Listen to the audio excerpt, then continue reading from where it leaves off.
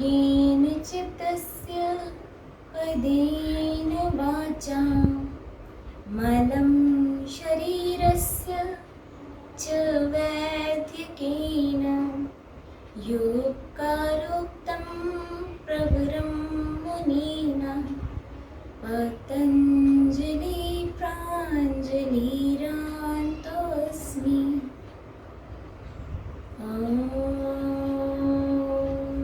सर्वे भवन्तु सुखिनः, सर्वे सन्तु निरामया, सर्वे भद्राणि पश्यन्तु, मा कश्चित् दुःखभाग् भवेत्।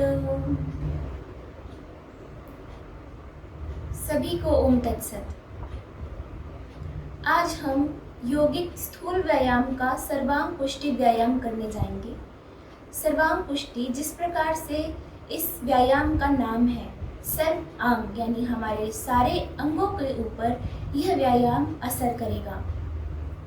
इस व्यायाम के लाभ जरूर जानने चाहिए।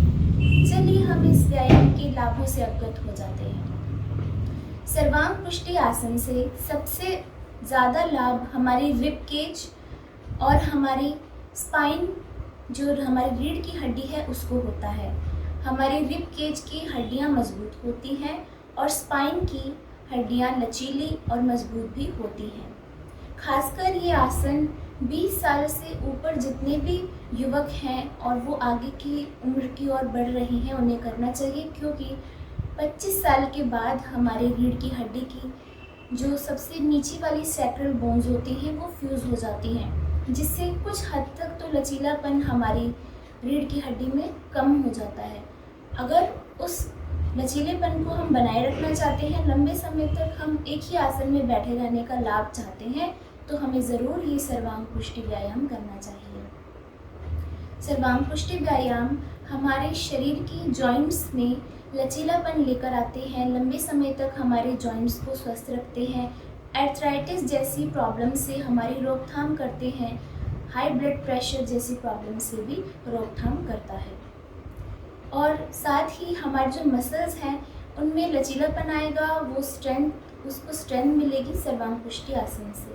और भी अत्यधिक लाभ हैं सर्वांग पुष्टि आसन के, जैसे कि हमारे फेफड़े मजबूत होते हैं, उनमें ऑक्सीजन को इनहेल करने की कैपेसिटी काफ़ी हद तक बढ़ जाती है, गर्दन का लचीलापन बना रहता है, गर्दन की मांसपेशियां विकसित होती हैं। कोई बाल्यावस्था में है और अपनी हाइट गेन करना चाहते हैं, लंबी हाइट चाहते हैं, तो उनको भी अवश्य सर्वांग पुष्टि व्यायाम करना चाहिए, क्योंकि ये हमारे सभी अंगों को हृष्ट पुष्ट कर देता है। अब हमें ध्यान क्या रखना है? यदि किसी को सर्वाइकल पेन है, कमर का दर्द बहुत ज़्यादा है, बर्दाश्त से ज़्यादा है और वो लगातार ज़्यादातर रहता है, तो वो सर्वांग पुष्टि आसन ना करें। किसी को नेक पेन है, नेक में मोच है, या किसी को घुटनों की परेशानी से कोई पीड़ित है, उसका दर्द काफ़ी सीवियर है, बहुत गहरा दर्द है, तो भी वो सर्वांग पुष्टि आसन ना करे। सर्वांग पुष्टि आसन करने से पहले जो पॉइंट्स हमें ध्यान रखने हैं, हम उन्हें अभी चर्चित कर लेते हैं। सर्वांग पुष्टि आसन जब भी हम करेंगे, हम ऊपर की ओर जब स्ट्रेच होंगे, ऊपर की ओर अपने शरीर को लेके जाएंगे, हमें सांस भरते हुए शरीर को ऊपर लेकर जाना है। और जब हम नीचे की ओर बेंड होंगे, तो हमें अपनी श्वासों को छोड़ते हुए नीचे की ओर बेंड होना है। अपने शरीर का संतुलन, जिस अवस्था में आप जितनी डिस्टेंस पे लेग्स को, क्योंकि हमें सर्वांग पुष्टि आसन में डिस्टेंस में रखना पड़ता है, तो ध्यान रहे आपकी दोनों टांगों के बीच का डिस्टेंस इक्वल हो, ताकि अच्छे से आपका बैलेंस बने। इसे बहुत ज़्यादा तेज़ी में भी नहीं करना और बहुत ज़्यादा स्लो भी नहीं करना। हम श्वासों की गति अनुसार यथासंभव जितने समय तक हम अपनी श्वासों को कैरी कर सकते हैं, यानी श्वासों को ले सकते हैं, उस रिदम के साथ हमें ऊपर की ओर उठना है, अपनी बॉडी को ऊपर की ओर स्ट्रेच करना है। और जितनी समय तक हम अपनी श्वासों को छोड़ सकते हैं, उसी गति के साथ, श्वासों की उसी गति के साथ हमें बॉडी को बेंड करना है। शुरू करते हैं सर्वांग पुष्टि आसन।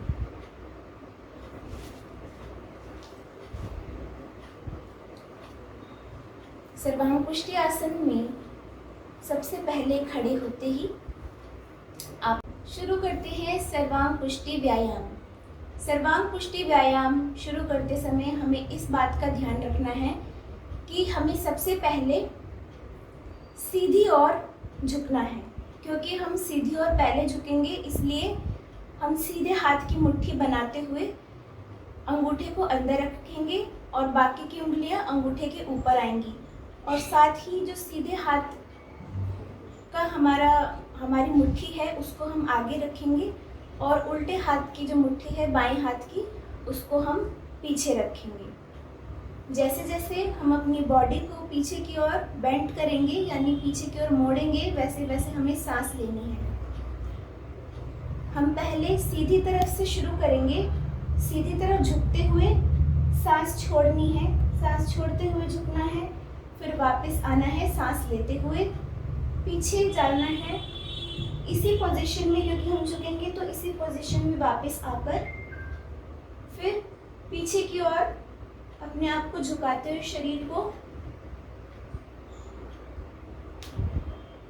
बाईं ओर मोड़ लेंगे और फिर बाईं ओर ही मुट्ठी की पोजीशन बाईं ओर हम जब अपने शरीर को झुकाएंगे तो चेंज हो जाएगी, जो कि हम नीचे अपने शरीर को झुकाते समय ही चेंज कर लेंगे। अभी करके दिखाएंगे तो इससे हमें और अच्छे से समझ आएगा।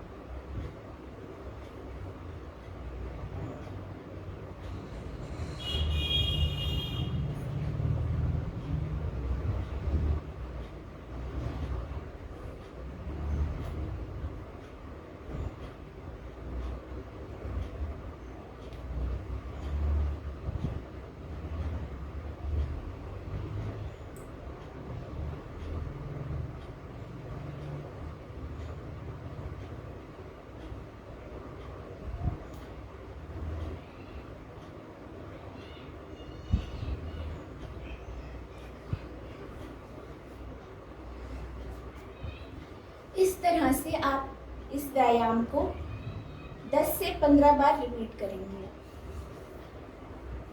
इस व्यायाम को करते समय यदि किसी को चक्कर आने जैसा फील हो या सिर में तेज दर्द होने लगे तो इसे बीच में ही रोक दें।